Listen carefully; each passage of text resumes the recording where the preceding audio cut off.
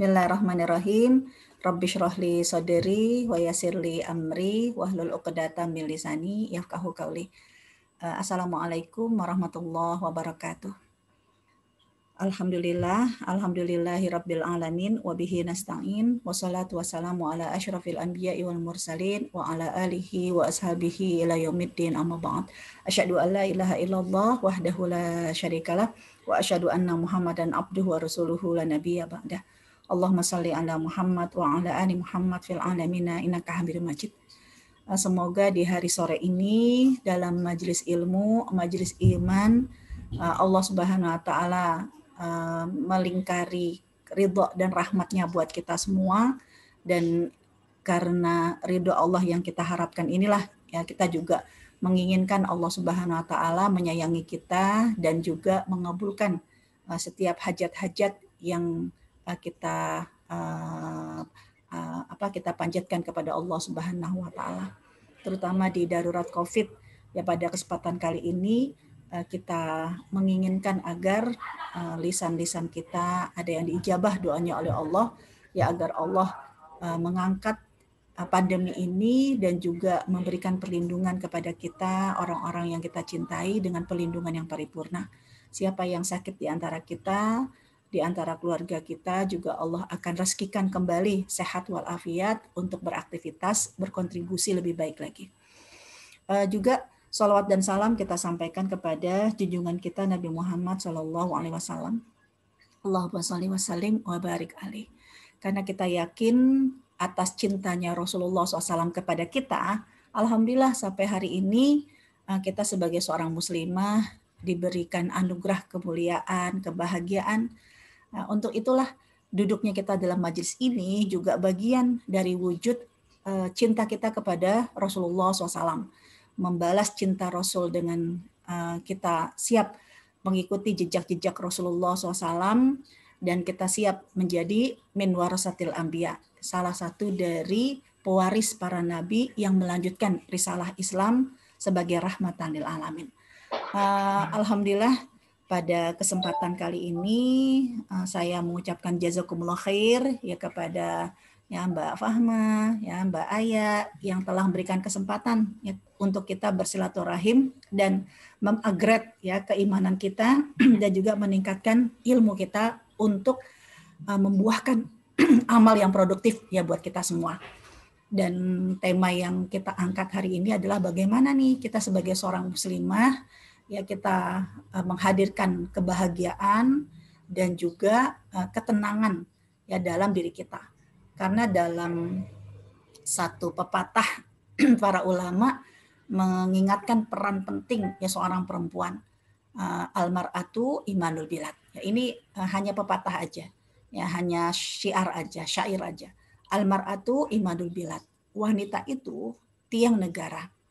Idza sholahatil mar'ah ya sholihal bilad. Ya.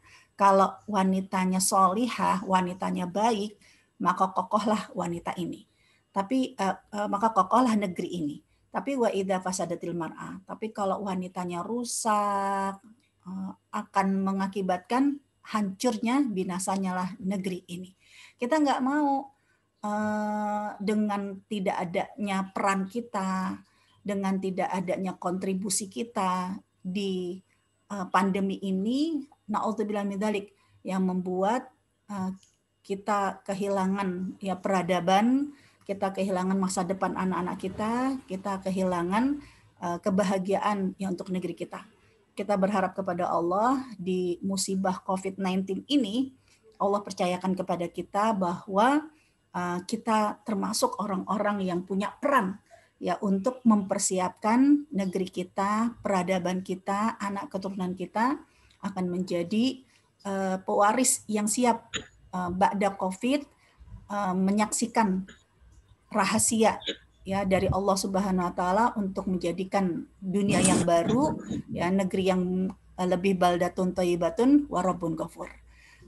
Karena apa demikian ya rekan-rekan sekalian yang dirahmati oleh Allah Subhanahu wa taala, ada nih di dalam hadis Rasulullah Shallallahu alaihi wasallam kita lihat kalau Rasulullah itu kan diutus liutam mimah makarimal akhlak, diutus untuk menyempurnakan akhlak manusia, di mana akhlak pada saat itu benar-benar akhlak yang bejat.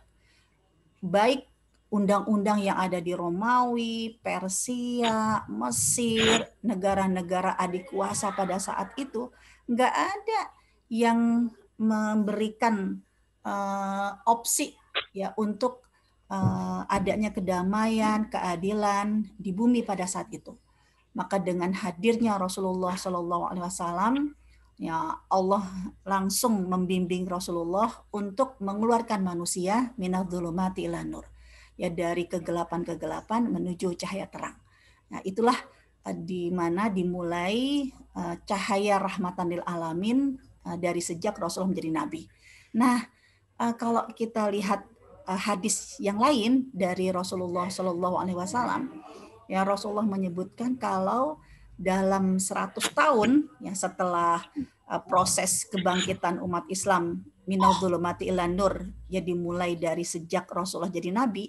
Nah, itu Rasulullah menyebutkan setiap 100 tahun itu akan ada mujaddid, ya orang-orang yang akan kembali memperbaharui kondisi kezaliman, kejahiliahan yang ada di zaman itu, yang ada di masa itu.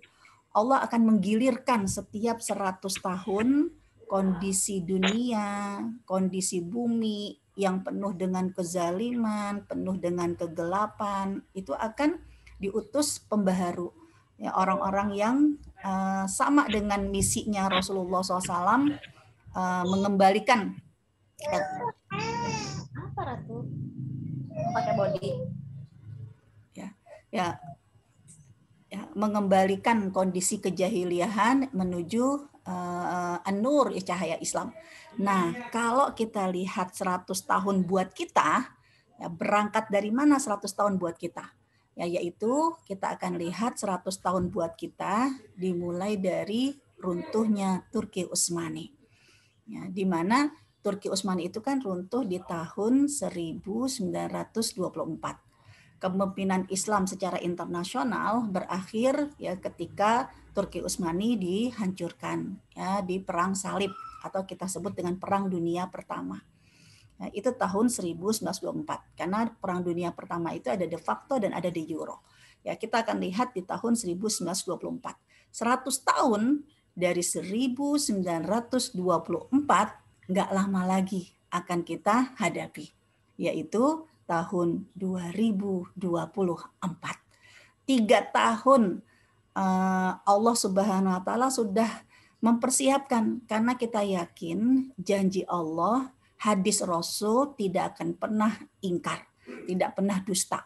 Nah, kita hanya mempersiapkan diri, kita hanya positive thinking, ya Allah bisa jadi nih COVID-19 ini bagian dari skenario Allah Subhanahu wa taala untuk mempersiapkan kondisi dunia yang baru, bumi yang baru, yang tadinya bumi ini berat dengan nista, ya dengan dosa, dengan kemaksiatan, dengan kejahiliahan, ya maka dengan COVID ya bisa jadi bagian dari proses ya Allah Subhanahu wa taala ingin mengajarkan kepada manusia, bukankah di balik setiap musibah pasti ada rencana Allah Subhanahu wa taala ya untuk yang terbaik buat manusia. Dan kalau dilihat dari 100 tahun hadis Rasulullah SAW berarti menuju 2024. Ya Allah akan menjadikan bumi ini yang tadinya penuh dengan kejahiliahan modern, ya bismillah, janji Allah tidak akan pernah ingkar, ya akan ada satu proses bagaimana seperti Rasulullah diutus untuk memperbaiki akhlak manusia, maka bisa jadi di 3 tahun menjelang 2024, ya Allah Subhanahu wa taala akan memilih siapa di antara hamba-hambanya yang siap berkontribusi, punya peran untuk memberikan kebaikan-kebaikan, merubah bumi ini yang tadinya penuh dengan kejahiliahan, kemaksiatan, menuju akhlak Islam.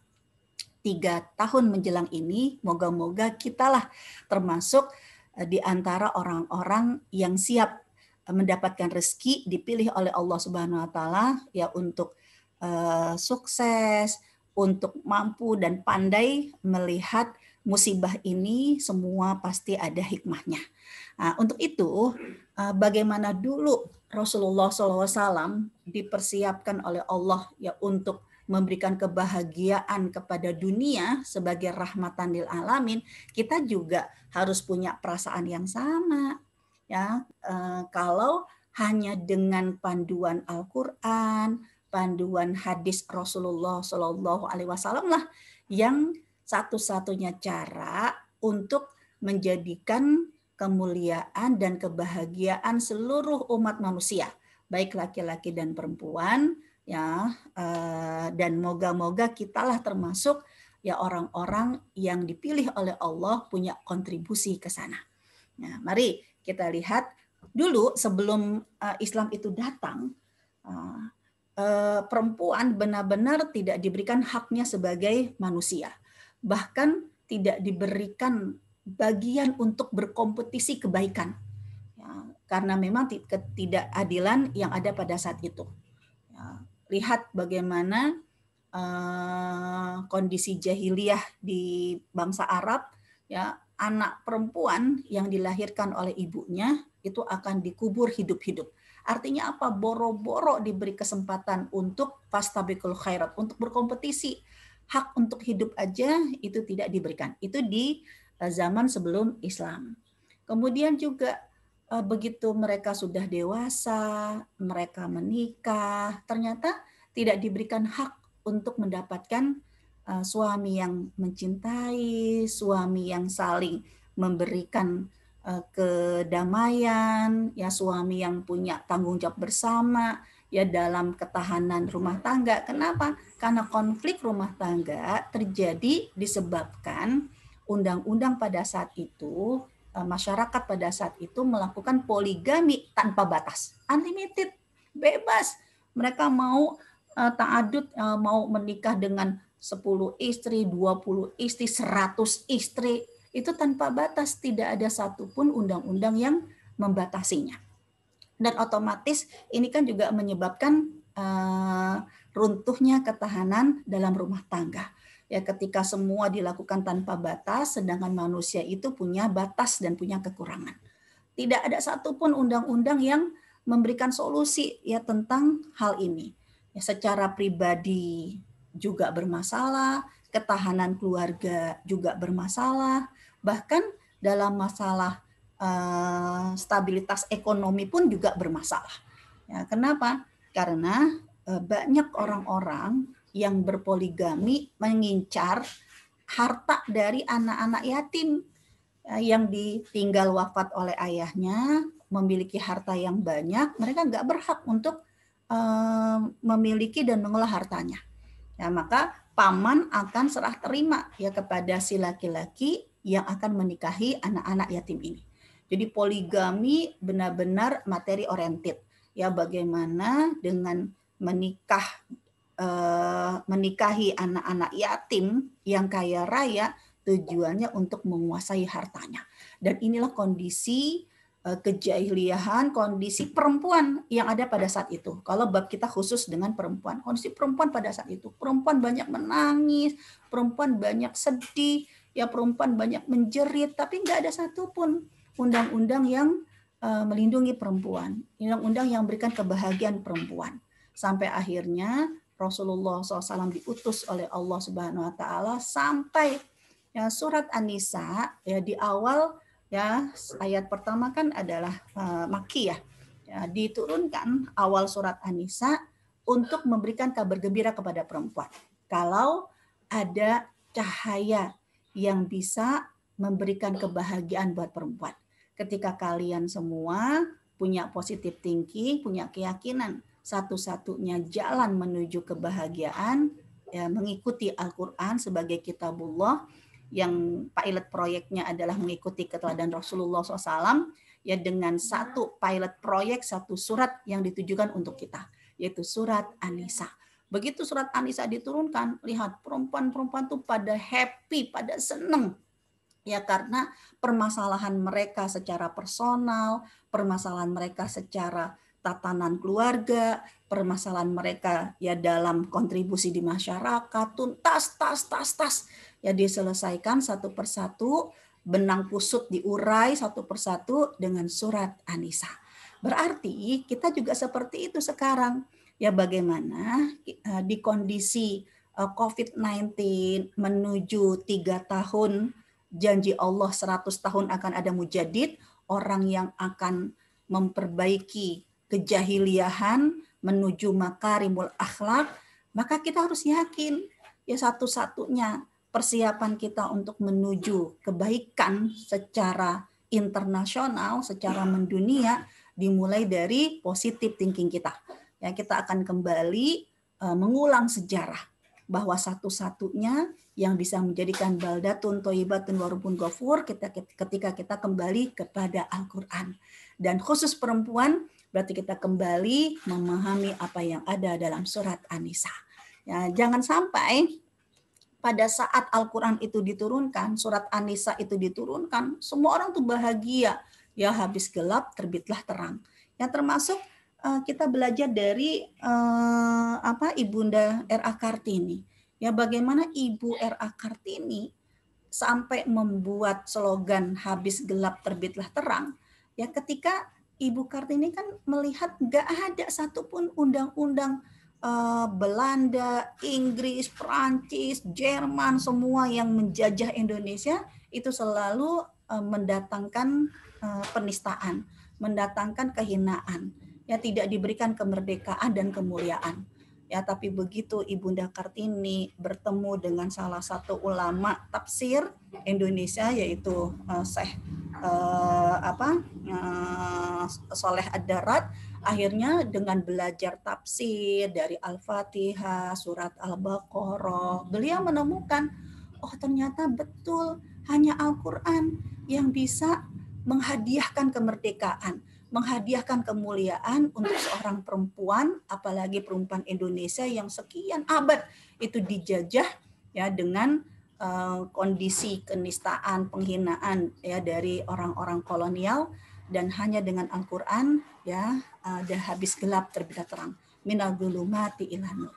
Kita diajarkan dengan bagaimana peran Ibu Kartini ya yang selalu kita peringati di bulan April, maka kita juga seperti itu. Pada hakikatnya untuk membahagiakan perempuan seperti ya Ibu Raden Ajeng Kartini ini ya kembali kepada Al-Qur'an, comeback ya kepada Al-Qur'an. Dan itu juga ya yang terjadi waktu di zaman Rasulullah SAW. Nah, sedihnya kalau di antara kita seorang muslimah masih ada negative thinking dengan surat An-Nisa. Nah, contohnya apa?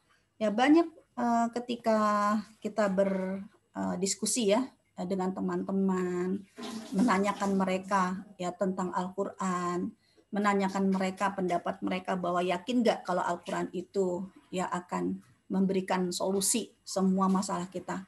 Mungkin di antara kita, di antara teman-teman kita ya para perempuan punya keyakinan, yakinlah ya kalau Islam itu, Al-Qur'an itu akan memberikan solusi ya atas masalah-masalah kita. Tapi yang disedihkan kalau mereka diungkit.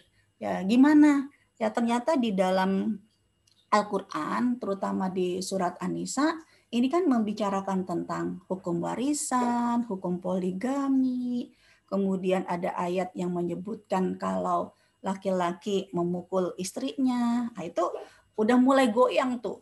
Ya dengan menganggap udah deh jangan ngomongin hal-hal yang negatif, ya angkat aja ayat-ayat Al-Qur'an yang berkaitan dengan masalah lain ya yang tidak sensitif. Hati-hati menganggap kalau membicarakan tentang poligami, membicarakan tentang warisan, membicarakan tentang seorang suami ya yang memukul istrinya ketika istrinya nusus ada dalam surat An-Nisa, kita langsung gampang menjas kalau itu bagian dari hal-hal yang sensitif yang bisa mengurangi husnuzon kita, positif kita dengan surat An-Nisa. Hati-hati, ini bisa masuk ke dalam jebakan yu'minuna bi ba'd wa yakfuruna bi ba'd. Kita beriman sebagian dan mengkafirkan sebagian. Padahal ya kita harus yakin ya bahwa undang-undang poligami, undang-undang warisan, ya undang-undang kenapa ada pasal nusus seorang istri dan ada pasal nusus seorang suami dan dalam surat An-Nisa, ini bukan untuk merendahkan perempuan. Ini semuanya untuk membangkitkan kemuliaan perempuan pada saat itu. Ya, kalau kita masih punya negative thinking, berarti ada yang salah ketika kita tidak memahami surat An-Nisa ya secara utuh. Ya, untuk itulah ya teman-teman sekalian, mulai hari ini ya kita hilangkan statement-statement ya kalau paling males nih kalau baca surat An-Nisa. Kenapa? Ya di ayat yang kedua, ketiga udah ngomongin poligami. Ya ayat yang ke-7 sampai ayat ke-14 udah ngomongin warisan. Ya ayat yang ke-30 udah ngomongin tentang KDRT. Ya Allah, nggak ada yang pilihan lain apa yang lebih enak ya kita bahas. Hati-hati. Kalau kita sudah punya negative thinking kayak begini, ya gimana Allah Subhanahu wa taala ya akan memberikan kemuliaan, kebahagiaan buat kita para perempuan. Ya sedangkan kamu sendiri sudah negative thinking dengan satu surat yang diturunkan oleh Allah secara langsung, ini buat menyelesaikan masalah kita.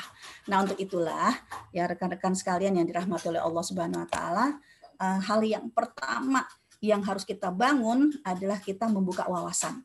Kita harus yakin bahwa kebahagiaan Al-Qur'an, ya, kebahagiaan seorang perempuan, kemuliaan seorang perempuan ketika kita kembali kepada Al-Qur'an, dan pilot proyeknya adalah kita kembali ke posisi kita sebagai seorang perempuan yang diinginkan dalam surat An-Nisa. Ya, karena hadiah yang terindah yang Allah berikan kepada kita para perempuan untuk mulia, untuk bahagia, yaitu ketika turunnya surat An-Nisa. Ya. Mari kita lihat apa betul seperti itu.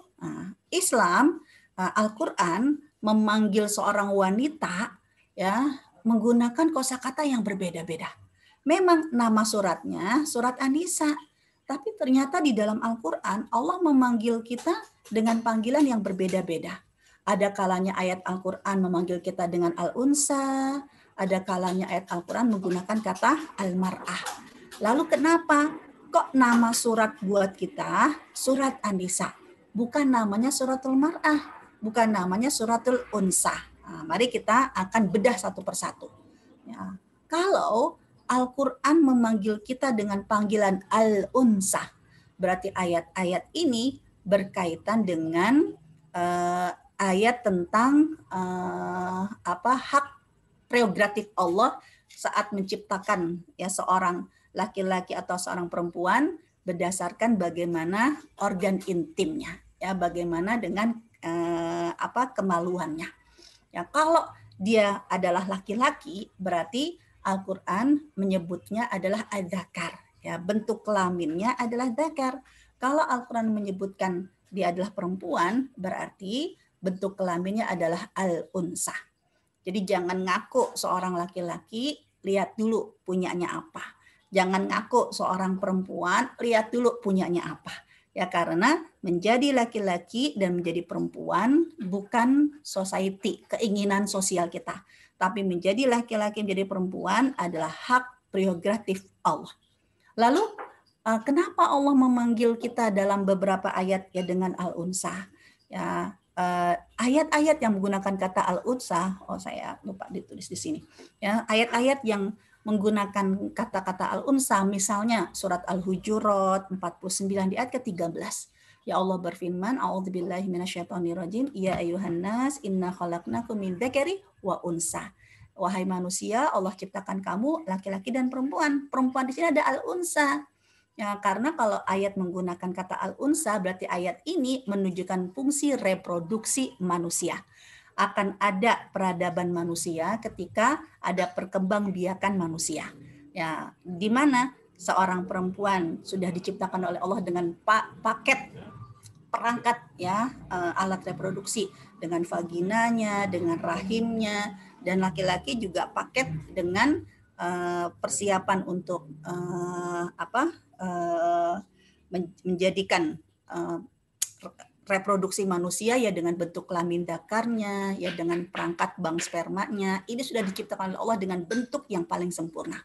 Sebab nanti kalau sudah bicara tentang ayat-ayat al-unsa, nanti akan ada hukum di balik kata-kata adzaka dan kata-kata al-unsa, yaitu tentang masalah mahram, masalah wali, masalah warisan. Ini semua sudah diatur oleh Allah yang menjadi hak prerogatif Allah. Melanggar ini semua berarti melakukan kemaksiatan. Dan rahasianya adalah, alhamdulillah, Allah tidak memberikan nama surat buat kita dengan suratul unsa. Karena kalau Allah beri nama buat kita suratul unsa, kita boleh marah sama Allah. Kita boleh teriak Allah itu zalim. Karena berarti Allah memposisikan kita hanya ya untuk icon seks, ya hanya untuk reproduksi manusia, melahirkan. Itulah yang terjadi di zaman-zaman jahiliyah. Perempuan hanya icon seks yang hanya diciptakan untuk melahirkan anak-anak ya dari suaminya. Kemudian Al-Quran juga memanggil kita dengan panggilan imro'ah atau almar'ah. Ayat-ayatnya banyak. Ya, contoh misalnya surat An-Nisa ayat 128. Nama suratnya An-Nisa, tapi ayat 128 menggunakan kata imro'ah ya atau mar'ah. Atau lagi misalnya surat At-Tahrim, daraballahu mathalan lil ladzina kafaru imro'ah. Nah, kalau ayat-ayat menggunakan kata imro'ah atau al-mar'ah, biasanya ayat-ayat ini atau hadis-hadis ini panggilan khusus seorang perempuan yang sudah berstatus sebagai seorang istri. Kalau udah sebagai seorang istri, berarti dia punya tanggung jawab. Karena dalam hadis Rasulullah menyebutkan tanggung jawab seorang istri, ini menggunakan kata al-mar'ah. Kullukum ra'in wa kullukum mas'ulin an ra'iyatihi. Setiap kalian pemimpin dan setiap kalian akan diminta pertanggungjawaban. Sedangkan wal mar'atu, seorang nyonya, seorang istri, seorang ibu, dia adalah pemimpin di rumah suaminya. Wahiyya mas'ulatun anha, dan dia akan diminta pertanggungjawaban. Berarti apa? Ayat-ayat, hadis-hadis yang menggunakan kata imro'ah, berarti ayat ini panduan buat kita. Ketika Anda di rumah sebagai seorang istri, Anda di rumah sebagai seorang ibu, Anda di rumah sebagai seorang anak, ya berarti hubungan di dalam ketahanan rumah tangga. Suami, istri, orang tua, dan anak, ya itulah bekal yang diajarkan oleh Allah Subhanahu wa Ta'ala. Berarti berkaitan dengan soal sumur, kasur, dapur, itu adalah paket ya, perangkat ilmu untuk kalian bisa terapkan di dalam rumah kalian. Ya. Kemudian jangan lupa nama surat buat kita dengan bukan suratul mar'ah. Teman-teman boleh protes sama Allah, boleh bimbang antara karir dan rumah tangga. Apalagi ya Allah, WFH. Ya benar sih WFH kita di rumah, tapi kan anak-anak tetap terlantar, makanya mereka PJJ. Kalau kita pas keluar kerja, bisa jadi mereka lebih tenang ya karena udah tahu rutinitas ibunya. Tapi begitu kita di rumah, mereka nggak bisa ngelihat kita yang selalu bolak-balik, Mami, Bun. Akhirnya aduh kayak begini, akhirnya malah beban, stres. Ya ibu-ibu stres karena WFH juga, kalau yang karir, bisnis juga, kalau yang bisnis woman, tapi dia harus melayani suaminya, melayani anak-anaknya full 24 jam ya di kondisi pandemi ini. Nah, jangan sampai kita malah jadi galau. Boleh teman-teman protes kalau Al-Quran itu hanya memberi nama surat buat kita dengan suratul mar'ah. Berarti Al-Quran hanya menyuruh kita ngurusin rumah. Soal sumur, kasur, dan dapur. Tapi lihat, Al-Quran tidak memberikan nama buat kita dengan suratul mar'ah, tapi surat An-Nisa. Kalau surat An-Nisa, berarti yang namanya An-Nisa itu enggak hanya status sebagai seorang gender perempuan, ya tidak hanya sebagai seorang ibu di rumah, tapi yang namanya An-Nisa mencakup panggilan dalam totalitas kehidupan seorang muslimah. Dia ketika interaksi sama Allah, ya berarti dia ada hamba Allah. Ketika dia di rumah, berarti dia seorang istri dan seorang ibu sebagai al-mar'ah. Ketika dia di luar, ya tergantung karirnya dia. Bisnis woman kah, seorang guru kah, seorang politikus kah, itu semua adalah panggilan yang disiapkan oleh Allah dengan panggilan An-Nisa. Nah, dari sini Berarti apa? Allah itu benar-benar memberikan panduan buat kita. Anda ketika dalam kondisi yang bingung, apa yang harus saya lakukan, apa kontribusi kita di kondisi dunia yang benar-benar terpuruk, kita ingin 3 tahun menjelang kebangkitan umat Islam, perubahan dunia baru minal dzulumati ilan nur, ya kita harus melakukan apa? Jangan sampai, mohon maaf, perempuan-perempuannya aja udah putus asa, perempuan-perempuannya aja udah kehilangan arah. Bagaimana kita bisa menghadirkan baldatun thayyibatun warabun ghafur. Ya, sedangkan ketika Allah memberi nama surat buat kita dengan surat An-Nisa, berarti Anda punya peran yang sangat besar. Ya, tergantung posisi Anda sekarang 24 jam ada di mana. Karena 24 jam kan kita beda-beda. Ada yang mungkin saat 24 jam walaupun aktivitas kita di rumah, tapi saat ya kayak saya, ya berarti dari jam 4 sampai setengah 6, ya walaupun saya di rumah, tapi saya bukan sebagai seorang istri dan seorang ibu. Pada saat ini memposisikan sebagai ya seorang guru, ya yang punya kiprah yang membangun masyarakat. Artinya apa? Islam ini benar mengangkat derajat perempuan dengan surat An-Nisa. Nah, untuk itu rekan-rekan sekalian, berarti hal yang perlu kita hadirkan ya bahwa Allah Subhanahu wa taala tuh sayang buat kita. Sekarang tinggal bagaimana kamu di dalam rumah kamu di kondisi COVID sekarang ini, ya kamu sudah mempersiapkan ya bagaimana peran-peran kamu, pelajari apa yang ada dalam surat An-Nisa berkaitan dengan posisi kamu, keberadaan kamu detik per detik.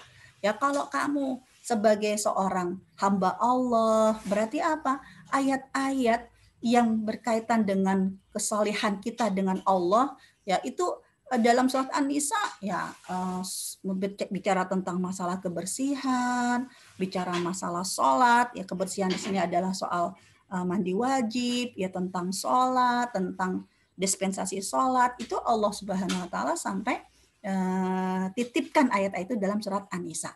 Berarti kita harus mempersiapkan diri, hubungan kita dengan Allah ini akan menjadi kekuatan yang sangat dahsyat. Tapi jangan lupa, bisa jadi ya 24 jam berapa menit sih kita hubungan sama Allah, bisa jadi kita lebih banyak berinteraksi dengan orang lain. Ya karena kita di rumah aja, berarti sebagai nyonya atau sebagai seorang istri atau sebagai seorang anak. Berarti ayat-ayat yang berkaitan dengan al-mar'ah. Ya di rumah, ayat-ayat tentang sumur, kasur, dapur. Maksudnya sumur apa? Sumur itu bukan berarti ayat-ayat tentang bersihin kamar mandi, enggak. Ya, nimba air, enggak. Sumur adalah ayat-ayat yang berkaitan dengan simbol kebersihan dan kesucian. Berarti ayat-ayat tentang najis, tentang toharoh yang tadi saya sebutkan, ya bagaimana semua tersirat dan tersurat juga dalam surat An-Nisa. Ya, juga ya dapur itu berarti berkaitan dengan masalah simbol harta, ya baik yang halal kita jadikan untuk nafkah dan juga untuk makanan yang kita sediakan untuk keluarga kita. Itu harus yang halal dan thayyib. Itu ayat-ayat tentang soal harta, ya soal makanan, itu juga Allah tuliskan tersurat dan tersirat dalam surat An-Nisa. Kasur maksudnya apa? Ya, kasur itu berarti simbol pelayanan ya teman seranjang, berarti suami istri. Dan juga hasil ranjang berarti tarbiyatul anak, ya, tarbiyatul aulad, yang mendidik anak. Itu ayat-ayat tentang simbol-simbol kasur kita kumpulkan dalam surat An-Nisa. Berarti apa ya Allah, di kondisi COVID-19 ini benar-benar Allah Subhanahu wa taala ingin mengajarkan kepada kita, kamu jangan lupa ada aku loh, ada Allah loh yang sudah memberikan petunjuk buat kamu. Ya bahwa bagaimana persiapan kamu untuk ikut dalam kontribusi sekali lagi 3 tahun menjelang 2024. Di Kemenpora, Kementerian Pemuda Olahraga Republik Indonesia, itu sudah mencanangkan generasi emas Indonesia 2024. Australia itu juga sudah mencanangkan ya untuk dunia baru 2024. Ya saya kenapa tergelitik ya karena saya mencari tahu ada apa dengan 2024. Ya begitu kita lihat, belajar dari sejarah, belajar dari hadis Nabi. Oh, ya dunia pun ya Turki juga seperti ya menuju dunia baru 2024. ya 100 tahun sebelum 2024 adalah 1924, dan yang terjadi di tahun 1924 adalah ya ketika Turki Utsmani dihancurkan. Berarti 100 tahun menuju 2024 Allah akan mencari siapa di antara kita yang punya peran, punya kontribusi ya untuk mempersiapkan diri dengan personal kita, keluarga kita, masyarakat kita untuk kembali seperti dulu pewarisnya Rasulullah mengembalikan kejahiliahan, kemaksiatan menuju ke dalam akhlak yang mulia, ya, ke cahaya Islam. Nah, sekarang nih, kalau teman-teman udah yakin, positive thinking, bahwa benar-benar Al-Quran itu the way of life, ya benar-benar petunjuk buat kita. Ya, maka kita jangan tinggalkan Al-Quran, jangan tinggalkan siapa yang memfirmankan Al-Quran. Ya, apalagi di kondisi luar biasa pandemi COVID-19 ini. Tidak hanya menjadikan ujian dalam ketahanan keluarga. Sedih karena beberapa data itu menyebutkan perceraian lumayan tinggi terjadi selama ya tahun-tahun di COVID-19 ini. 1 tahun di COVID-19 itu perceraian itu lumayan tinggi. Ketahanan keluarga ya, baik suami istri, orang tua dengan anak, ini juga mulai ada gesekan. Dulu rumah kayaknya adem ayem, nggak ada konflik ya karena jarang ketemu. Tapi begitu COVID-19, suami istri ketemu, orang tua dengan anak, lo lagi, ngeri. Akhirnya apa? Jauh kangen, begitu ketemu berantem. Jadi rumah tangga itu udah seperti arena tinju. Ya, kalaupun misalnya nggak berantem, tenang, senyap, ternyata lagi ngapain? Ya, seperti mayat-mayat hidup. Mereka sibuk dengan gadgetnya masing-masing. Nggak ada komunikasi, nggak ada saling sapa, nggak ada saling curhat, karena semua sibuk dengan gadgetnya masing-masing. Nah, kita nggak mau. Aduh, ya kondisi dunia yang di masyarakat kita yang terlihat, ya bagaimana rumah yang tadinya rumahku surgaku, anak-anak bisa jadi nggak betah di rumah. Kenapa? Hari-hari ngeliat bapaknya ibunya berantem, ngelihat kakak sama adiknya berantem. Udah mendingan tuh keluar. Begitu keluar nyari hiburan, ya ternyata gelombang varian Delta ini ya benar-benar dahsyat, ya membuat terpapar tidak hanya orang lansia tapi juga anak-anak dan remaja. Kan membuat kita jadi waduh bagaimana nih. Ya Al-Quran mengajarkan kepada kita. Yang pertama, kamu tadi positive thinking dulu, ya harus come back ya ke Al-Quran. Yang kedua, ketika kamu menghadapi banyak kesulitan, kamu harus meraih kunci ketenangan. Dan ketenangan yang diajarkan dalam surat An-Nisa, yang diajarkan di dalam Al-Quran, pertama apa? Ya, kita harus memulai dengan istighfar. Kenapa dimulai dengan istighfar? Ya, kita sadar, ya Allah, kita tuh banyak dosa.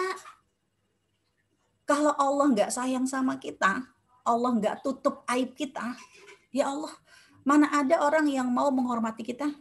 Mana ada orang yang mau mendekati kita? Kenapa? Ya karena kita banyak dosa. Taunya dari mana? Coba, kalau Allah jadikan dosa-dosa kita ditunjukkan berupa aroma busuk, ya mana ada orang yang mau mendekati kita karena bau busuk kita di mana-mana. Ya, mulut kita, tangan kita, mata kita, hati kita, telinga kita, semuanya bau busuk. Kenapa? Dosa melulu. Ya, nah, Allah Subhanahu wa Ta'ala sayang sama kita. Coba kalau Allah tunjukkan dosa-dosa kita seperti koreng, mana ada orang yang mau mendekati kita jijik, ya. Tapi Allah Subhanahu wa Ta'ala tidak tunjukkan semua itu. Allah tutup dosa-dosa kita, Allah tutup aib kita. Kenapa? Karena Allah sayang sama kita. Jadi sebenarnya kenapa kita butuh istighfar? Karena yang paling membuat kita takut adalah ketika dosa-dosa kita diungkap oleh Allah. Dosa-dosa kita dibuka oleh Allah Subhanahu wa Ta'ala. Nah, sebab itulah ya biar Allah tetap jaga aib kita, Allah tetap gugurkan dosa-dosa kita. Padahal kita adalah pendosa, mau tidak mau ketenangan, biar kita enggak dibuat malu, enggak dibuat terhina, ya mau tidak mau dimulai dengan istighfar. Ya karena fadilah istighfar tidak hanya menutupi aib kita, tapi fadilah istighfar itu dicintai oleh Allah Subhanahu wa taala. Kalau Allah udah cinta, itu Allah akan turunkan malaikat Jibril, Allah akan turunkan malaikat penjaga arsy untuk apa? Untuk menyatakan cinta dan mendoakan kebaikan buat kita dan orang-orang yang kita cintai. Ya kalau Allah sudah cinta. Dan ayat agar istighfar itu dicintai oleh Allah ternyata dititip oleh Allah dalam surat Al-Baqarah ayat 222. Ini ayat tentang wanita yang haid. Padahal kita tahu perempuan yang haid itu dianggap perempuan yang najis. Tapi ternyata Allah tidak memperlakukan wanita yang najis. Tapi Allah menyebutkan di ayat tentang wanita yang haid, justru bisa jadi wanita yang haid akan mendatangkan cintanya Allah. Ketika dalam kondisi haid, innallaha yuhibbut tawwabina wa yuhibbul mutatahhirin. Kalian tetap bertaubat, berarti beristighfar dan menyadari kesalahan, dan kalian yang menjaga kesucian. Tetap berwudu. Wudunya bukan untuk sholat, tapi wudunya agar dicintai oleh Allah Subhanahu wa taala. Kemudian juga ya orang yang istighfar itu akan happy. Kenapa? Karena dia yakin Allah nggak akan meninggalkan dia. Itu dalam hadis Rasulullah, barang siapa yang senantiasa beristighfar, Allah akan berikan kegembiraan dari setiap kesedihannya. Allah berikan kelapangan dari setiap kesempitannya. Allah akan berikan rezeki dari arah yang tidak disangka-sangka. Itu orang yang istighfar. Ya juga istighfar membuka rezeki ya dalam surat Nuh, ya istighfar juga akan menambah kekuatan dalam surat Hud, ya dan istighfar itu akan merubah keburukan kita menjadi kebaikan-kebaikan. Artinya apa? Di saat kondisi yang mencekam sekarang ini, ya perubahan ekonomi, perubahan ketahanan keluarga, ya perubahan yang ada di masyarakat kita, ya ini membuat kita tenang, membuat kita bahagia adalah dengan istighfar. Karena istighfar ini bisa jadi ya akan memberikan banyak kebaikan-kebaikan tidak hanya buat kita tapi orang-orang yang kita cintai. Dan luar biasa, contoh-contoh kalimat istighfar itu didokumentasikan di dalam Al-Quran, ya tergantung situasi dan kondisi. Kenapa? Karena Allah suka dengan istighfar ini. Contoh surat 7 ini, Al-A'raf ini istighfar Nabi Adam. Ketika Nabi Adam dan Ibunda Hawa melakukan kesalahan, Allah suka dengan istighfar mereka.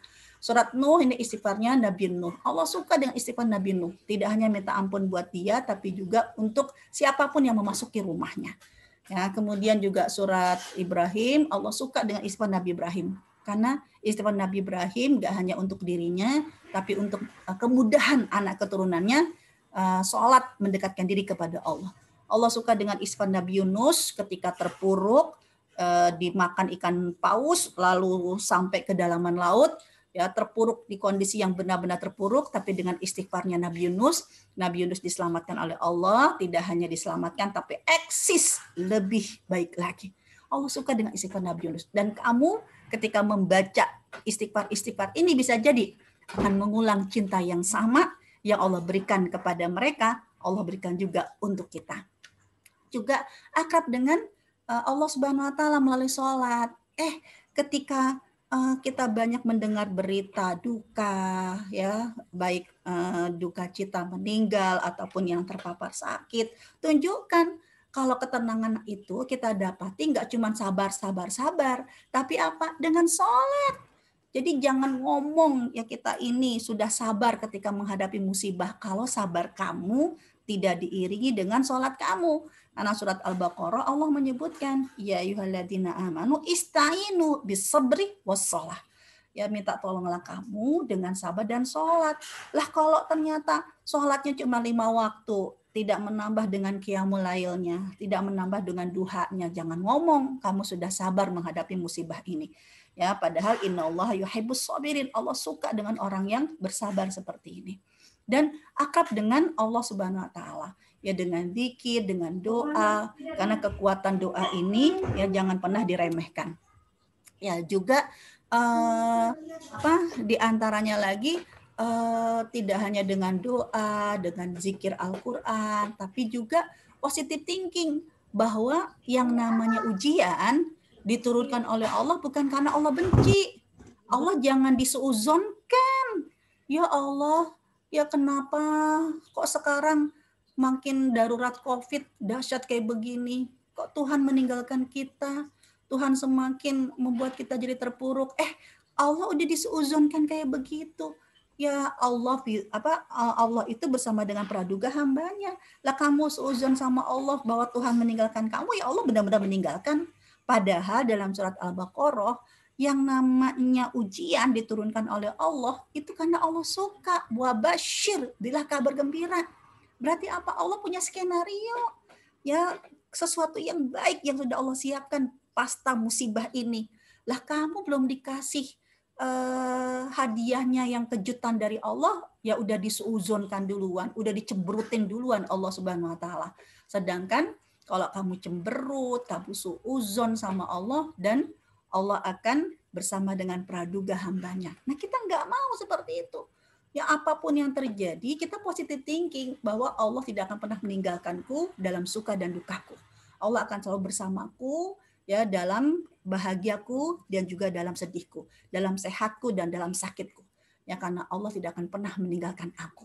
Dan pertolongan pertama yang Allah berikan ya ketika hati kita lapang dulu, tidak keluh kesah. Ya, karena itu Allah yang mengingatkan alam nasyrah laka sadrak. Ya, bukankah Allah telah melapangkan dadamu? Kalau hati kita lapang, hati kita penuh dengan cahaya, kita baru bisa melihat setiap satu kesulitan pasti ada kemudahan-kemudahan. Kemudian juga ya bersahabat ya berarti menguatkan dengan istighfar, menguatkan dengan sholat, menguatkan dengan zikir kepada Allah, menguatkan dengan lafaz Al-Quran, dan jangan lupa bersalawat kepada Rasulullah SAW. Kenapa kita perlu bersalawat kepada Rasul? Bukan karena Rasul butuh salawat kita, Rasul mah udah aman. Tapi kenapa ayat tentang salawat Allah dan malaikatnya bersalawat kepada Nabi itu menggunakan continuous tense? Innallaha malaikatu yusholluna ala nabi. Allah dan malaikat akan selalu bersalawat, bukan karena Rasul butuh salawat, tapi Allah dan malaikat akan bersalawat kepada Rasul. Sebenarnya itu kebaikan buat kita. Karena lanjutan ayatnya kata perintah bersalawat tuh untuk kita. Ya ayyuhalladzina amanu shollu alaihi wasallimu taslima. Bersalawatlah kamu kepada Rasul. Sebab ketika kita mengucapkan salawat kepada Rasul, Allahumma sholli wa sallim wa barik alaihi, langsung Allah menyuruh para malaikat menyampaikan salawat dan salam kita kepada Rasul langsung kepada Rasulullah. Ya Muhammad, ya Rasulullah sallallahu alaihi wasallam, tuh hambamu fulanah binti fulan, fulanah binti fulan, fulan bin fulan mengucapkan salawat dan salam kepadamu. Jadi Allah dan malaikat bersalawat kepada Rasul pada hakikatnya menyampaikan salawat-salawat dan salam-salam kita kepada Rasul. Nama-nama kita udah nggak asing di telinga Rasul. Ya. Dan ketika nama-nama kita sudah tidak asing di telinga Rasulullah Shallallahu Alaihi Wasallam, Rasulullah meminta kepada Allah ya dengan menjawab doa ya, salawat dan salam untuk kita yang berisi kebahagiaan dan keamanan buat kita. Karena isi salawat dan salam itu 5 doa yang akan kembali buat kita. Assalamualaikum, ya itu jawaban dari Rasul. Ya Allah, waalaikumsalam. Ya Allah, selamatkanlah dia, sayangilah dia, dan berkahilah dia. Dan isi jawaban Rasul dari salawat kan Allahumma firlahu warhamhu. Ya Allah ampunilah dia dan sayangilah dia. Artinya apa? Ya, salawat kita kepada Rasulullah SAW itu akan nyampe langsung ke Rasul karena Allah menyuruh para malaikatnya menyampaikan langsung kepada kita. Dan terakhir, jangan lupa bersedekah. Karena sedekah pada hakikatnya membuka rezeki, ya sedekah itu juga menjadi penolak bencana, dan sedekah itu adalah bagian dari sesuatu yang Allah suka. Allah titipkan harta buat kamu, ternyata kamu tidak ngepel, kamu berbagi, dan ketika kamu berbagi, Allah sudah siapkan 700 kali lipat diganti dengan harta yang lebih melimpah. Ya, sedekah ini benar-benar dia akan menolak bala ya ketika sedekah kita lakukan karena Allah Subhanahu wa taala. Dan terakhir jangan lupa tidak ada yang pernah meragukan ya bahwa kekuatan doa bisa jadi akan mengguncang arsy-Nya Allah. Kita ikhtiar, tapi di balik ikhtiar kita perlu bersandar kepada Allah. ya, hati kita yang penuh dengan dosa, kita berharap Allah Subhanahu wa taala akan gugurkan dosa-dosa kita dan Allah ganti ya ketenangan di dalam hati kita ya dengan kita berdoa, Allahumma inni a'udzubika minal hammi wal hazan. Ya, kita berlindung kepada Allah jangan sampai hati ini hati yang tidak tenang, karena hati yang selalu keluh kesah, hati yang bolak-balik sedih, hati yang lemah, hati yang males, hati yang takut, hati yang pelit, ya, dan hati yang selalu merasa direndahkan, merasa terzolimi. Kita nggak mau punya hati-hati yang sempit. Juga kita berdoa kepada Allah agar apapun doa-doa hajat kita yang kita sampaikan ya kepada Allah Subhanahu wa taala ini tidak akan tertolak, tapi juga dikabulkan oleh Allah karena doa-doa kita dari hati-hati yang khusyuk, hati-hati yang selalu bersandar kepada Allah Subhanahu wa taala.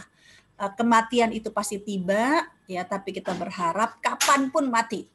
Yang penting ya Allah, pada saat ajal itu tiba ya, jadikanlah sebaik-baik umurku di akhirnya, sebaik-baik amalku di penutupnya, dan sebaik-baik hariku adalah hari saat berjumpa denganmu. Wallahu a'lam bishawab. Ya, moga-moga bermanfaat. Akhirul kalam. Assalamualaikum warahmatullahi wabarakatuh. Waalaikumsalam warahmatullahi wabarakatuh. Jazakallah Ustazah. Wah, Masya Allah. Kalau untuk saya sendiri sebenarnya materi kajian hari ini sangat mengingatkan secara pribadi ya Ustazah, dari mulai tadi peran kita yang disebutkan di Al-Quran tuh sebenarnya perempuan Anissa itu sebagai apa saja gitu ya, lalu peran-perannya apa, dan kita harus memaknai nama-nama tersebut sebagai apa gitu ya. Oke, insya Allah karena sudah jam 5 ya, kita masuk ke sesi tanya jawab. Mangga kalau misalnya Mbak di sini ada yang mau bertanya, boleh disampaikan di kolom chat ya. Oke, mungkin ini kita mulai aja ya sudah. Udah ada satu pertanyaan dari Mbak Umay. Oke, saya bacakan ya. Ustazah mau tanya gimana caranya mengkondisikan diri kita supaya betul-betul ikhlas ketika beristighfar. Kalau dari contoh kalimat istighfar yang barusan tadi dijelaskan oleh Ustazah, apakah ada yang lebih diutamakan? Jazakillah khair. Mungkin bisa langsung jawab Ustazah, boleh? Ya, jazakumullah khair. Soal ikhlas bedakan dengan soal fadilah. Ikhlas itu adanya di awal. Kalau fadilah adanya di akhir. Setelah kita tuntas melakukan amalan tersebut. Kenapa demikian? Bukankah Rasulullah SAW soal ikhlas ya menyebutkan innamal a'malu binniyat. Amal itu tergantung dari niatnya. Jadi dalam hal apapun, sedekah, kemudian istighfar, kemudian baca sholawat, baca asmaul husna, harus diselamatkan dulu, dipastikan diterima sama Allah dengan cara dari awal kita niatnya lillahi ta'ala. Dan itu diikrarkan. Ya, gimana cara mengikrarkannya? Itu sampai diajarkan oleh Allah, ikrar ikhlas. Dalam surat Al-An'am ya, ayat 162 sampai 163, yang Allah suka banget dengan ikrar ikhlasnya Nabi Ibrahim, dan diminta oleh Allah dilanjutkan kepada umat Nabi Muhammad ya dengan firman Allah kan, kul, katakanlah hai Muhammad, inna salati. Nah, ini niat ikhlas nih. Niat ikhlas, ikrar ikhlas. Ya Allah, pada hari ini inna salati, salatku, ibadahku, hidupku sampai matiku semuanya aku persembahkan lillahi rabbil alamin, hanya untukmu ya Allah. Ya Allah, pada hari ini la syarikalahu, aku enggak akan pernah mensekutukanmu dengan ria ya, tidak ikhlas itu kan ria ya, dengan kesombongan. Ya Allah, la syarikalahu, aku enggak akan pernah melakukan hal-hal yang mensekutukan Allah. Wa bidzalika umirtu, kan itu yang kau perintahkan kepadaku. Wa ana awwalul muslimin, ya Allah, saya adalah orang yang pertama tunduk. Jadi soal ikhlas sampai diminta oleh Allah bukan wa ana minal muslimin.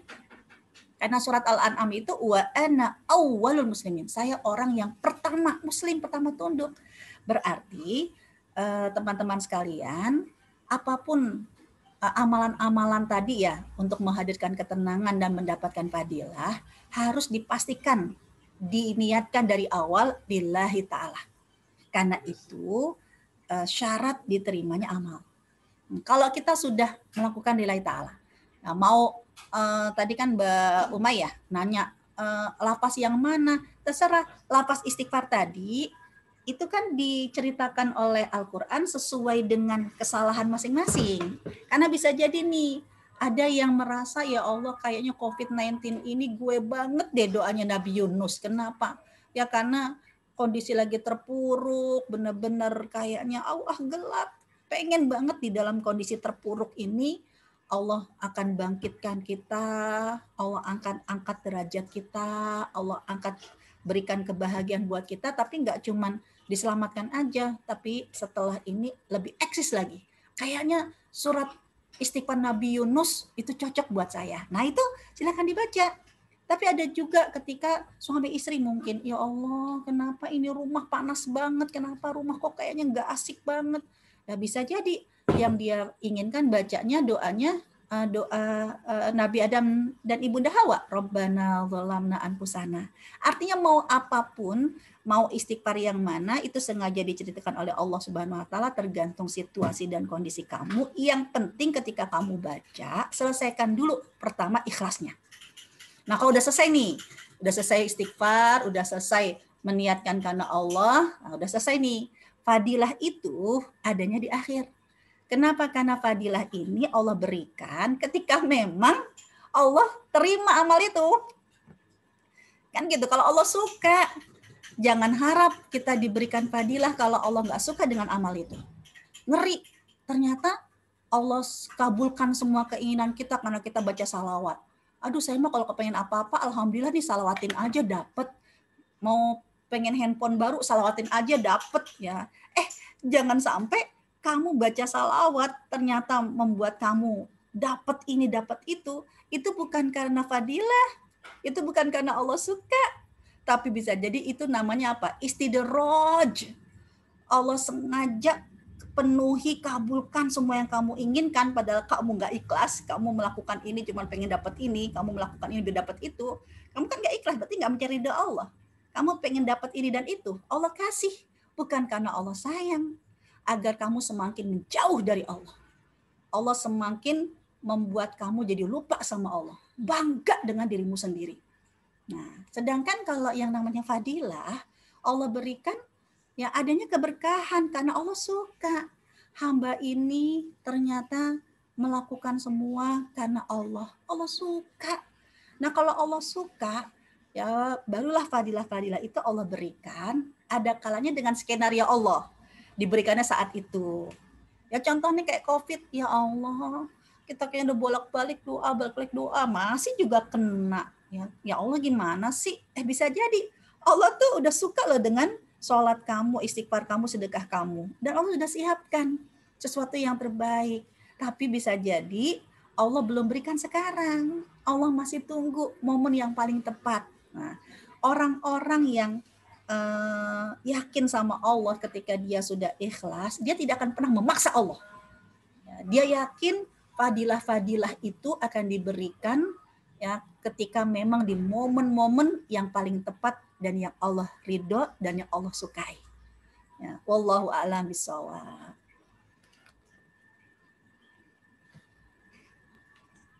Oke, jazakallah Ustazah. Mungkin semoga menjawab ya Mbak Umay. Jadi mungkin di awal ya diperbaiki ikhlasnya gitu. Berdasarkan niat kita. Insya Allah kalau disukai, fadilahnya ada di akhir. Oke, selanjutnya mungkin ini ada agak panjang ya dari Mbak Juwana. Saya bacakan ya mungkin sudah. Assalamualaikum Ustazah, mau tanya bagaimana belajar ikhlas seikhlas-ikhlasnya menerima keadaan ibu saya yang tidak menyukai suami saya sehingga dibuat hancur rumah tangga kami. Padahal suami saya bukan seorang pemalas, bukan penjahat juga, hanya mungkin karena susah mencari pekerjaan. Kalau orang tua seperti itu salah atau enggak Ustazah? Mungkin pertanyaannya bukan salah atau enggak Mbak ya, tapi bagaimana sebenarnya kita atau Mbak Joanna menanggapi memposisikan diri di kondisi seperti itu. Monggo Ustazah mungkin bisa jawab. Jazakumullah. Kalau yang tadi membedakan antara ikhlas dengan fadilah. Nah, kalau yang ini membedakan ikhlas bahasa Arab dengan ikhlas bahasa Indonesia. Ya, kalau ikhlas bahasa Indonesia bener, gimana sih kita ngeplong, ya kita nerima, legowo, itu ikhlas bahasa Indonesia. Makanya orang Indonesia kan suka kalau mintain sumbangan, ternyata yang ngasih mukanya cemberut, bisa jadi lo ngasih yang ikhlas dong, muka cemberut kayak gitu. Itu karena dia berpikir ikhlas itu ridho, padahal apa, orang itu mukanya cemberut bukan karena nggak ikhlas, dia tuh mengeluarkan uang dari dompet itu benar-benar inna sholati, ya Allah ikhlas ikhlas ikhlas, tapi ya Allah ini duit buat sedekah atau buat ya keperluan pribadi, ya itu kan lagi ada pertentangan batin antara sedekah atau enggak kan gitu kan. Nah, untuk biar tidak gagal bersedekah, bisa jadi dia kan ngasihnya buru-buru, nih. Maksudnya apa? Jangan sampai udah niat sedekah, udah ikhlas, tapi karena dia cinta dunia nggak jadi bersedekah. Ya, akhirnya kan dia memberinya bisa jadi dengan buru-buru, memberinya dengan mungkin melempar, itu bukan karena dia tidak ikhlas. Nah, bedakan ikhlas bahasa Arab dengan ikhlas bahasa Indonesia. Ya, kalau ikhlas bahasa Indonesia itu ridho, rela, kan gitu. Ya, makanya orang yang kena musibah misalnya meninggal, udah ikhlasin aja. Ada kalanya marah ngomong kayak begitu. Ya gimana kagak ikhlas, gue udah ikhlas. Cuman kan yang namanya sedih, seakan-akan kan kalau nangis, ya Allah, ikhlasin aja. Itu kan dia menganggap kok saya dicurigai sih nggak ikhlas, padahal bolak-balik saya ikhlas, kan begitu. Nah, jangan samakan antara ikhlas bahasa Arab dengan ikhlas bahasa Indonesia. Untuk ikhlas bahasa Arab berarti apa? Semua yang kita lakukan lillahi ta'ala. Nah, bab yang tadi nih tentang sama mertua, sama suami lah, konflik yang terjadi, jangan mengurangi ikhlas kita yang bahasa Arab ya, karena Allah. Ya Allah, saya punya suami kayak begini, saya masakin, kadang kala nggak makan. Ya Allah, saya punya mertua kayak begini, udah bolak-balik, kita kayaknya senyum-senyum, dibilang, kalau sok manis loh, ya senyum-senyum, nyari perhatian loh. Ya Allah, ya, nah, agar ikhlas kita tidak gugur yang dalam bahasa Arab, kita sampaikan kepada Allah, ya Allah, apapun yang terjadi, tolong ya Allah, masuk surga itu bisa jadi dengan suka atau duka, ya, dengan tangisan atau dengan tawa. Ya Allah, aku mohon kepada Allah kalau hari ini aku nangis mulu karena perilaku suami, aku nangis mulu karena perilaku mertua, nangisku lillahi ta'ala. Ya, semua yang aku lakukan karena Engkau. Yang penting Engkau redho ya Allah, aku melakukan semua ini bukan nyari perhatian mereka. Aku melakukan semua ini karena Engkau, yang penting Engkau redho. Karena kalau Engkau udah ridho, Engkau udah menerima amalku, yakin deh, Allah tidak akan pernah meninggalkanku. Nah, ini untuk menguatkan ikhlas kita karena Allah. Sedangkan kalau ikhlas yang tadi bahasa Indonesia ya, gimana sih biar suami ridho, gimana sih biar mertua ridho. Nah, ini berarti babnya ikhtiar secara kemanusiaan. Nah, ikhtiar secara kemanusiaan. Hujani terus dengan kebaikan-kebaikan. Ya, apapun yang dilakukan oleh ibu mertua, nggak suka. Ada kalanya tuh ibu itu gengsi mau mengakui kebaikan mantu. Ya seperti istri lah. Istri kan suka gengsi menyebutkan kebaikan suami. Seperti suami juga suka gengsi mengakui salah. Ya walaupun sesalah-salahnya suami, gengsi minta maaf sama istri. Nah bisa jadi mertua itu gengsi sama mantu, tapi di hati kecilnya ada kalanya di saat dia lagi mood, ya dia lagi adem, sebenarnya dia masih melihat hal yang baik. Nah, untuk itu, untuk ikhtiar ridho ya ikhlas bahasa Indonesia, biar orang tua ridho, biar mertua ridho, berarti kita harus lakukan hal-hal yang sifatnya kemanusiaan. Hujani terus dengan kebaikan-kebaikan. Suatu saat yang namanya hati manusia ada kalanya seperti batu yang dikasih air lama-lama bolong juga. Ya, terus terus hujani dengan kebaikan-kebaikan. Kalau dia ngomong nyakitin, udah seperti dia ngomong kuping kanan masuk kuping kiri aja dah. Itu lakukan terus. Ya, kalau ternyata ya Allah, Ustazah, mending cuma sehari 2 hari, udah 10 tahun, 20 tahun, tetap aja kayak begini. Ya, jangan lupa ada hadis Rasulullah SAW ketika ada seorang sahabat mengatakan pada Rasulullah, ya Rasulullah, gimana ya menurut engkau? Aku sudah berbuat baik dengan saudaraku, tapi dibalas dengan keburukan. Aku sudah bersilaturahim, dia malah memutuskan. Ya, aku sudah berkata lemah lembut, dia malah kasar kepadaku. Apa kata Rasulullah? Kalau apa yang kamu sebutkan itu benar, sesungguhnya ya saudaramu itu sedang memakan debu panas dari api neraka yang diberikan oleh kamu. Jadi kebaikan kamu dibalas dengan keburukan, hakikatnya dia itu lagi makan bara api. Transfer dosa kepada orang tersebut. Terus yang kedua apa kata Rasul? Selama kamu melakukan itu, Allah tidak akan pernah meninggalkan kamu. Allah akan selalu menolong kamu. Nah, jadi bedakan antara ikhlas bahasa Arab dengan ikhlas bahasa Indonesia yang artinya ridho, nerima, legowo, yang hubungannya sama manusia. Wallahu a'lam bishawab. Ya, jazakallah Ustazah untuk Mbak Juwana ya, semoga membantu ya tadi apa yang disampaikan Ustazah Midah. Memang mungkin perlu pendekatan khusus ya berarti ke ibundanya untuk pelan-pelan aja gitu, nggak usah buru-buru juga. Dan tadi paling penting niatnya ikhlas karena Allah gitu. Oke, selanjutnya Ustazah masih ada satu lagi mungkin karena waktunya masih ada yang terakhir mungkin ini. Tapi ini masuknya lewat direct message, jadi saya baca langsung. Ustazah, bagaimana cara menanamkan benar-benar ketaatan istri pada suami? Karena terkadang ada saja yang membuat seperti kadang sebel atau kadang kesel gitu ya. Kayak mungkin bisa langsung dijawab aja Ustazah, enggak? Iya. Jadi kalau kita lihat di Al-Quran, tugasnya istri kan cuma 2. Fasalihat, surat An-Nisa itu. Ar-rijalu qawwamun 'alan nisa. Ya, dan tugas istri itu fasalihatun, istri-istri yang soleh adalah dia dia qanitat, dia taat sama suaminya. Ya, kemudian juga dia menjaga diri, menjaga amanah ya yang dititipkan oleh suami kepada dirinya. Jadi tugas istri cuma 2, taat sama menjaga amanah. Nah, soal ketaatan itu ada 2. Ketika ketaatan berkaitan dengan hal-hal yang tidak menyangkut maksiat, maka ketaatan kita adalah bagian dari bentuk ibadah.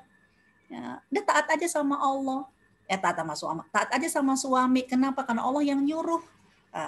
Ketika kita udah masakin ini, ternyata dia minta itu.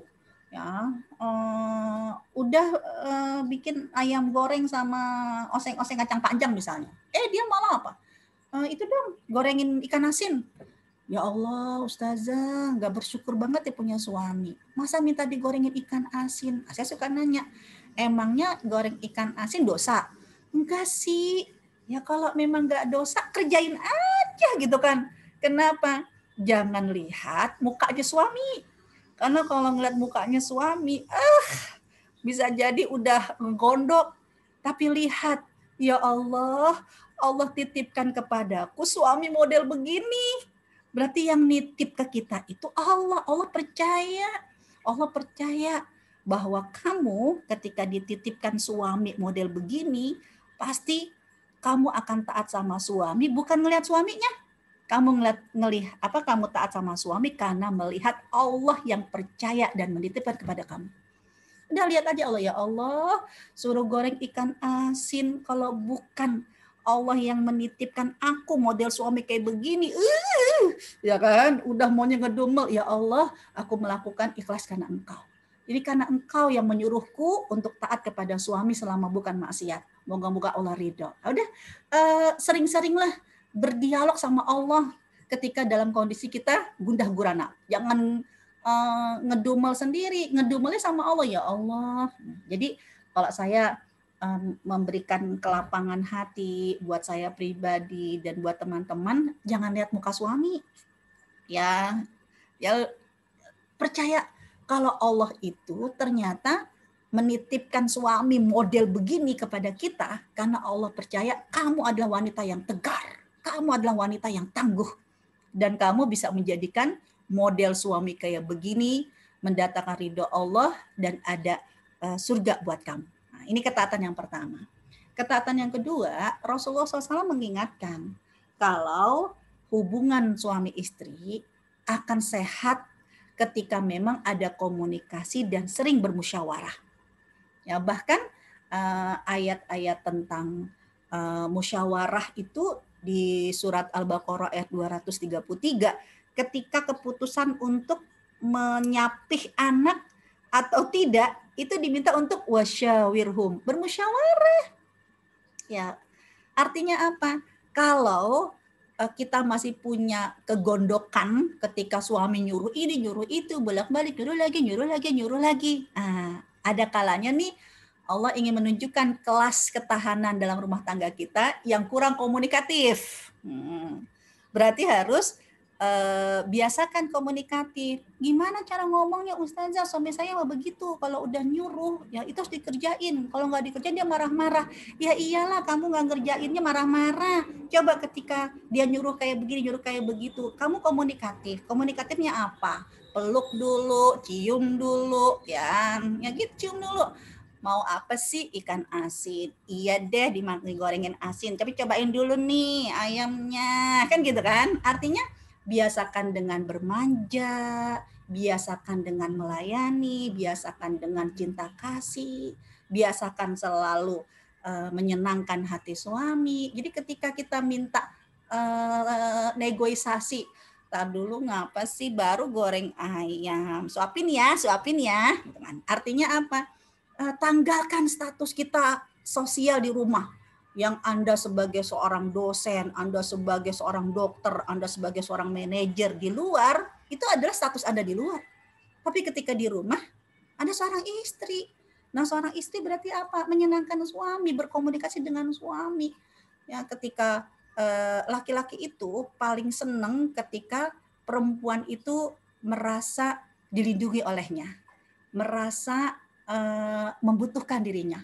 Nah, sudahkah di rumah kita bermanja-manja dengan suami, ya bermesraan dengan suami? Berapa kali kita memeluknya, berapa kali kita menciumnya satu hari ini?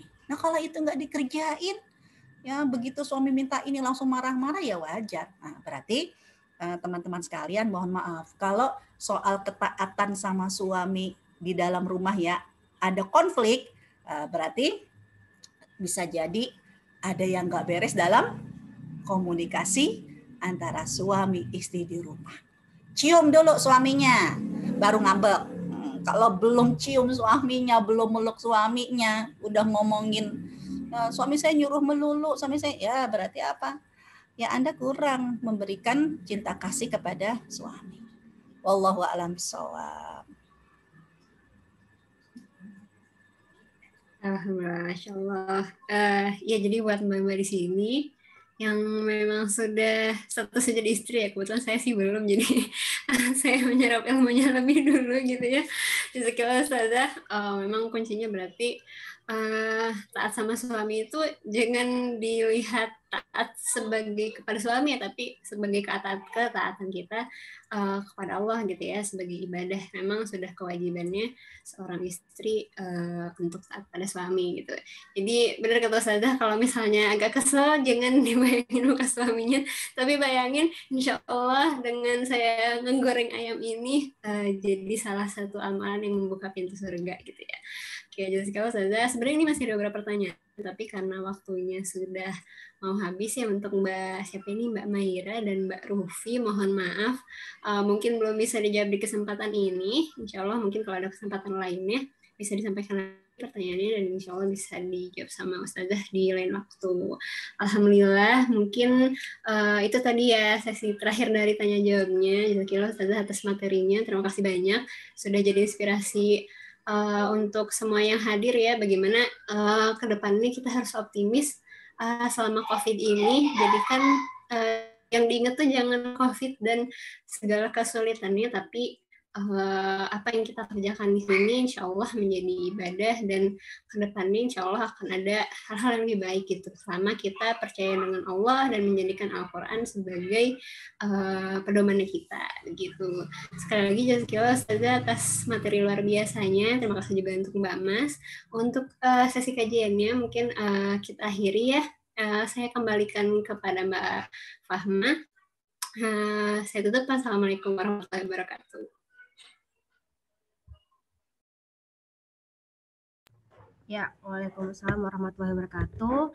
Alhamdulillah Mbak-mbak semua, kita hari ini udah dengerin ilmu-ilmu yang insya Allah mencerahkan ya untuk kita praktekin nih gitu ya langsung di rumah gitu. Nah, insya Allah semoga dengan adanya kajian ini ya dapat membuka wawasan baru kita, dan juga kita nggak berlama-lama.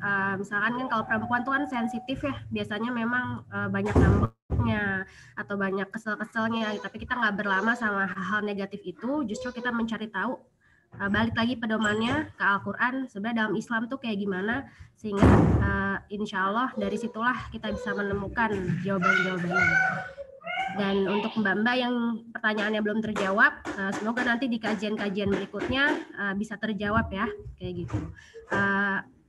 Sebelum kita tutup, mungkin boleh Ustazah minta waktunya untuk doa bersama gitu Ustazah, supaya dapat nih dari Ustazah berdoa, kita aminkan gitu.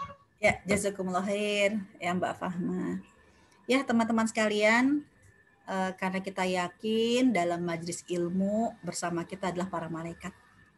Jangan biarkan malaikat, apalagi di penghujung hari, bisa jadi inilah waktu disaksikan oleh malaikat penjaga sore ya dan malaikat penjaga pagi untuk mengaminkan doa-doa kita. Apalagi kita tidak tahu dari lisan siapa. Di kesempatan kali ini bisa jadi itulah lisan yang Allah suka, yang akhirnya doa-doa kita diijabah oleh Allah, tidak hanya buat kita tapi juga buat orang-orang yang kita cintai. Ya, kita tundukkan hati kita mohon kepada Allah ya, terutama di darurat COVID ya, saudara-saudara kita yang sedang terpapar sakit, keluarga kita mohon kepada Allah agar Allah masfi mardahum, Allah angkat penyakitnya, Allah berikan kemudahan untuk kesembuhan, dan juga diberikan rezeki yang kembali sehat walafiat untuk beraktivitas. Dan yang sehat walafiat, semoga Allah tetap beri perlindungan buat kita, orang-orang yang kita cintai, keluarga kita, rekan-rekan kita. Semoga di COVID ini juga Allah lindungi mereka dengan perlindungan yang paripurna. Allah jaga mereka dengan penjagaan yang tidak pernah terlupa dan terabaikan, karena Allah lah sebaik-baik sang penjaga. Ila hadihin niyah wa kulli niyatin sholihah. Al-Fatihah. A'udzubillahi minasyaitonirrajim. Bismillahirrahmanirrahim. Alhamdulillahirabbil alamin arrahmanirrahim maliki yaumiddin. Iyyaka na'budu wa iyyaka nasta'in. Ihdinas siratal mustaqim. Siratal ladzina an'amta 'alaihim ghairil maghdubi 'alaihim waladdallin. Amin. Ya Rabbana lakal hamdu kama yanbaghi li jalali wajhikal karim wa 'azimi sultanik. Radina billahi rabba wa bil islami dina wa bi Muhammadin nabiyina wa rasulah. Rabbana ighfir lana ma madha wa aslih lana ma baqa. Ya Allah, di hari ini kami mohon kepadamu ya, dengan ridha-Mu, dengan kekuasaan-Mu, dengan rahmat-Mu, agar Engkau angkat musibah dari negeri kami. Allahumma dfa'annal bala wal waba wal ghala wal mihan wal fitan ma dhahara minha wa ma batan birahmatika ya arhamar rahimin. Kami yakin ya Allah, Engkaulah yang menggenggam segala sesuatu. Kami yakin bahwa corona ini adalah ujian dari Allah untuk mengangkat derajat kami. Tapi kami mohon ya Allah agar corona ini Engkau jauhkan dari kami, dari rumah-rumah kami. Allahumma hadhil corona jundum min junudik wasrikhu minna min azwajina wa min buyutina wa min dzurriyyatina wa min ikhwanina wa min akhwatina birahmatika ya arhamar rahimin. Ya Allah, siapapun di antara kami yang hari ini masih ada tersisa dosa, semoga Engkau gugurkan dan Engkau tidak tinggalkan dosa-dosa kami kecuali telah Engkau hapus ya Allah. Siapa di antara kami yang sedang sakit, semoga Engkau angkat penyakitnya dan Engkau rezekikan kembali kesehatan walafiat. Allahumma la tada' lana dzamban illa ghafartah wala aiban illa satartah wala maridun illa syafaitah wala dhalan illa hadaitah wala taiban illa qabaltah wala mujahidan fi sabilillah illa nasartahu wa ayyatah. Allahumma a'inna ala dzikrika wa syukrika wa husni ibadatik. Allahumma tahhir qulubana minan nifaq wa a'malana minar riya wa alsinatana minal kadzab wa a'yunana minal khiyanah innaka ta'lamu kha'inatal a'yun wa ma tukhfi sudur. Ya Allah, kami menyadari bahwa kami adalah pendosa yang banyak melakukan hal-hal yang Engkau murkai. Dan ya Allah, kami mohon kepadamu agar dengan izin-Mu, dengan kekuasaan-Mu, ridho-Mu, rahmat taufik-Mu ya Allah, tolong ya Allah, lindungilah kami dari segala kemaksiatan yang mendatangkan murka-Mu, dari segala kezaliman-kezaliman yang mendatangkan azab-Mu. Kami mohon kepadamu ya Allah agar Engkau selalu menjadikan hari-hari kami adalah hari-hari yang beramal soleh. Allahumma ja'al khaira umurina akhirahu wa khaira a'malina khawatimahu wa khaira ayyamina yawma alqaka fi. Rabbana hablana min azwajina wa zurriyyatina qurrata a'yun waj'alna lil muttaqina imama. Rabbana atina fid dunya hasanah wa fil akhirati hasanah wa qina adzabannar wa qina adzabannar. Allahumma inna na'udzubika minan nar wa min khizyin nar wa min kulli amalin yuqarribuna ilan nar wa adkhilna jannata mal abrar. Subhana rabbika rabbil izzati amma yasifun wa salamun ala mursalin walhamdulillahi rabbil alamin. Amin amin ya rabbal alamin. Alhamdulillah, insya Allah berkah doa-doa yang sudah kita panjatkan bersama Ustazah. Untuk itu, dengan berakhirnya acara ini atau kajian ini ya, semoga bisa diambil hikmahnya dan dipraktikkan. Kita tutup dengan membaca hamdalah, alhamdulillahirabbil alamin.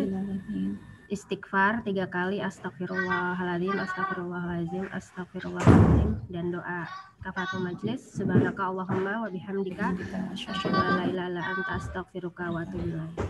Terima kasih untuk Mbak Basma dan Ustazah. Terima kasih Ustazah. Iya, sama-sama semua, barakallah. Ya, saya juga terima kasih banyak atas waktu dan kesempatannya. Mohon maaf atas segala kekurangannya. Nah, ya, saya mohon pamit ya. Monggo Ustazah. Ya, assalamualaikum. Waalaikumsalam. Waalaikumsalam.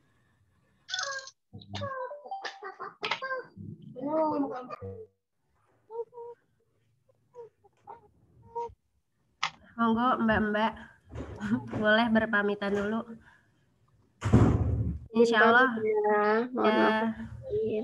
Sama-sama. Terima kasih semuanya. Saya mohon Terima kasih semuanya. Terima kasih Sama-sama. Terima kasih Mbak Fahma. Sama-sama. Sehat-sehat ya semua. Mbak, makasih Mbak Fahma. Ya. Makasih Mbak Fahma, Mbak Aya, Mbak Umay. Assalamualaikum. Waalaikumsalam.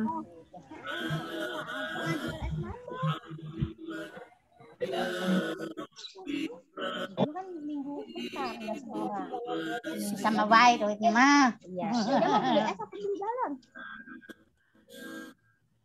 Allahumma sholli wa sallim ala